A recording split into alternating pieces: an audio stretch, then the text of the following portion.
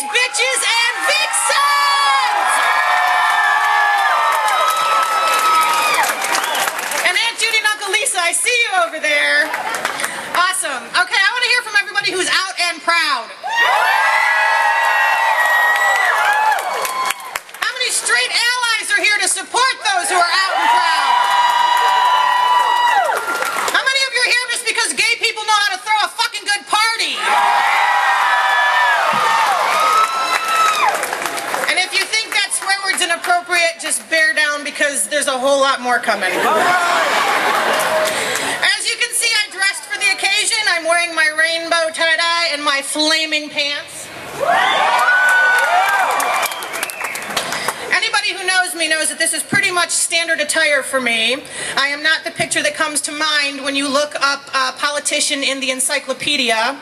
And that's okay. I wear sweatshirts and Birkenstocks. I have a nose ring. That's fine. I get to deal with my own form of discrimination because of that. When I first got elected and I would go through security at City Hall, they would try to direct me to the 6th floor, which is court. I'd say, no, I'm going to 10. They're like, no, that's City Council. What are you doing up there? I'm working on a budget, trying to figure out if we have enough money to pay for security, bitch.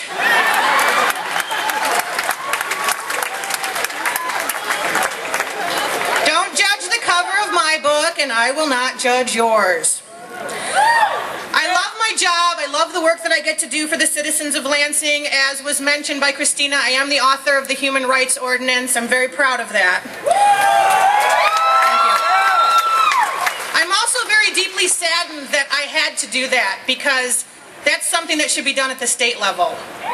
I should not have to do that in my locality. We need laws that protect sexual orientation and gender identity. We need Elliot Larson to be amended. We need legislation to legalize second parent adoption. We need anti-bullying legislation.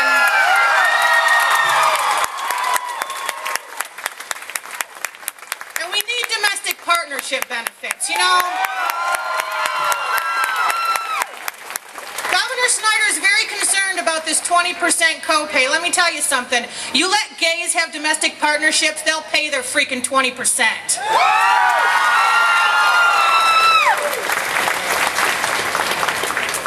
Now's the part where I'm going to go from PG-13 to my little NC-17 bit up here.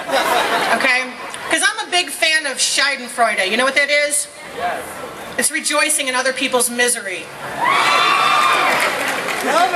Okay, and I do that because you know who writes all this legislation, right? It's a bunch of white Republicans. And who's involved in most of the sex scandals that we deal with, right? So I'm going to have a little bit of Schadenfreude right now. Because it's not that Democrats don't do this stuff, because we do have adultery and gay sex and debaucherous orgies. We're just not hypocrites about it. We don't spend Tuesday campaigning against gay marriage and Wednesday cruising for male strange in a bathroom stall. And everybody knows the average public restroom has more gay Republicans in it than clean towels. For example, I'm just going to go through a list of my favorites, okay? You guys remember Bob Barr? Republican congressman from Georgia sponsored the Anti-Gay Defense of Marriage Act, the whole DOMA thing. He said that if gay marriage was allowed to proliferate, the human race would die out. And I'm trying to figure out why, because is it like if we legalize gay marriage, the rest of us are just waiting to convert? Gay marriage doesn't prevent babies from being born. It's just kind of crazy. And frankly, and here's the really inappropriate part, I mean, if we did legalize gay marriage, how many straight guys are out here? Yeah! Okay, are you going to run out and suck a dick? I don't think so.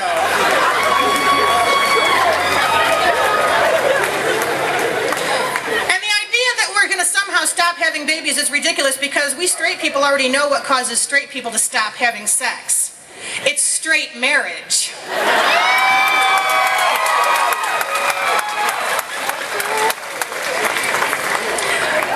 Republican Bob Allen from Florida. He authored a bill that would increase penalties for offenses involving unnatural and lascivious acts. Aren't those the best kind?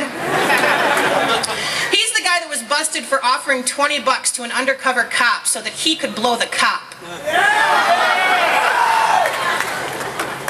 I'm pretty sure that falls under his definition of unnatural. Although I really believe if I'm going to pay for sex, I should be on the receiving end. I don't know. I'm just thinking.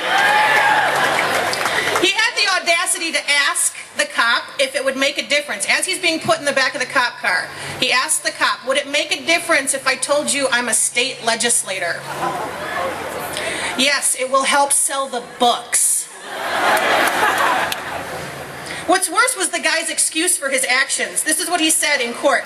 This big, stocky, black man, the cop, he was afraid that he was going to be mugged, and he didn't want to become a statistic.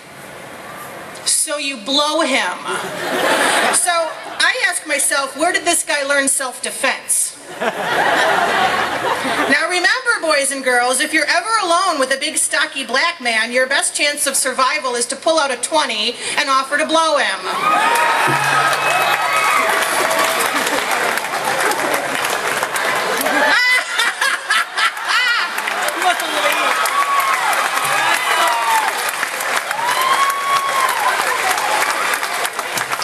Except I said a big black man.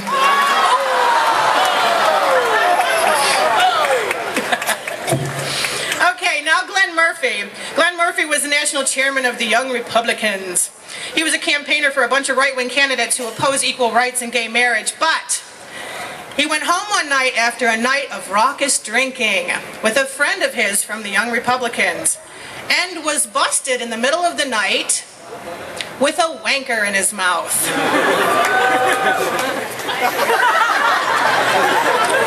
Now, I'm thinking he's probably got the thought process, if a tree gets a blowjob in the middle of the woods and nobody wakes up, does it really mean I'm gay? I don't know. His excuse was it was an accident. Yeah. Because an unconscious man's limp willy worked its way out of its zipper, crawled into your mouth on accident. We get it, Glenn, you don't want people to think you're gay, it's okay, but if you're going to campaign on that, word to the wise, you need to take down the post on your MySpace page that says that you were the lead in your high school production of Sound of Music. Very gay. So just to be clear, I do not have a problem with the fact that these guys wanted some manly strange. I am very in touch with that emotion, okay? My problem is the hypocrisy, okay? We have 44 states that have laws restricting marriage to a man and a woman. There are gay marriage bans in 19 state constitutions. Almost all of these were initiated by conservative white men. So I feel like for them, the scales of justice look like this. On the one hand, you've got the pen that you are going to scribe all of this anti-gay legislation.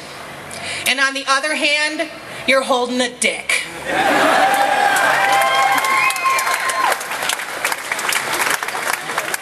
So that's my rant for today. I welcome you all to the great city of Lansing. How many of you are from outside this area? I'm hot up here. Yes, that's the right answer, is it not? Thank you much. All right, how many of you guys are staying for the parties afterwards? Did you do the white party last night? That was tough getting up this morning, wasn't it? A little bit. Okay, what's the plan after this? The mayor, you're here! Okay, my friend, my buddy, like me, late for everything. I love you. I'm all sweaty. I'm only late because she wouldn't shut up. Coming from the guy who doesn't know what a 3-minute rule is, that's okay. That's okay. You have another tireless advocate for your community here in Lansing. I am happy to represent you on the city council, but you have got a fantastic mayor who supports gay rights and partnership benefits, and you name it, he's here for you. So I'm just going to say, put your hands together for Mayor Virg Bonero.